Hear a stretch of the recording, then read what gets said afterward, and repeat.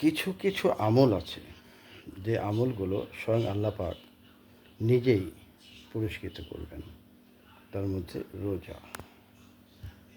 আজ রোজা, কাল রোজা, বলো কোন রোজা, আমি রোজা।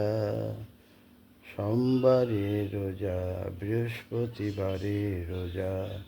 যদি কোনো আল্লাহর বান্দা রোজাগুলো করতে পারে, তার শরীর সুস্থতার শক্তি দেবে শুধু আল্লাহ পাক নিজেই। বিশ্বাস, অদৃশ্যে বিশ্বাস, এগুলো মুসলিমের একমাত্র ভিত্তি। সময় থাকতে রোজা করব, নফল রোজা, তাতে নেই কোনো পীড়াপিড়ি। ইয়া রব্বুল আলামিন, সোমবারে রোজা থাকতে আমায় দাও শক্তি, নিজেও থেকে অন্যকে যেন বলতে পারে।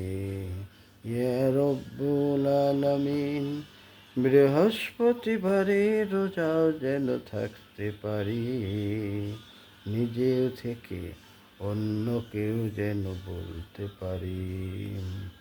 ইয়া রব্বুল আলামিন, তুমি যখন তোমার বান্দাকে ভালোবাসো, তাকে তুমি তোমার রহমতের ছাওয়া দিয়ে তোমার কাছে নিয়ে আসো।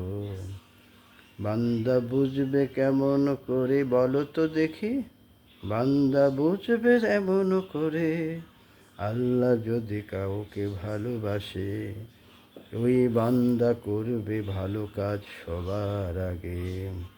যদি কেউ সোমবারে রোজা আল্লাহর সন্তুষ্টির জন্য করতে পারে, যদি কেউ বৃহস্পতিবারে রোজা করতে পারে, তাহলে নিজেকে ধরে নাও আল্লাহ তোমাকে অনেক ভালোবাসে। তোমার আল্লাহ, আমার আল্লাহ, সবার জন্য আল্লাহ। সবাই মিলে করি কাজ যতদিন বেঁচে থাকি, তাহলেই পাবো পরপারের আল্লাহর জান্নাতের ভান্ডার। কবুল করে নাও আমাকে, এই কথাগুলো দুনিয়ার বুকে ছড়িয়ে দিলাম হে আল্লাহ। তুমি আমায় তোমার রহমতের ছোঁয়া দিয়ে আগলে রাখুন। তাই তো সবাইকে জানাই কোরআনের এই আয়াত, রব্বানা লা তুযিগ কুলুবানা বা'দা ইয হাদাইতানা ওয়া হাব লানা মিন লাদুনকা রাহমা ইন্নাকা আনতাল ওয়াহ্হাব।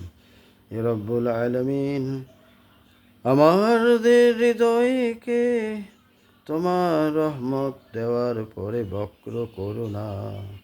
তোমার রহমতের ছোঁয়া দিয়ে আমাদের আগলে রাখো। তাই সকল মুসলিম আমি আহ্বান জানাই তোমাদের সবাইকে, আত্তাহিয়াতু দরুদ মাসুরার পরে সালাম ফিরানোর আগে পড়ো এই দোয়া সবার আগে। এর ফল তুমি পাবে পরপারে।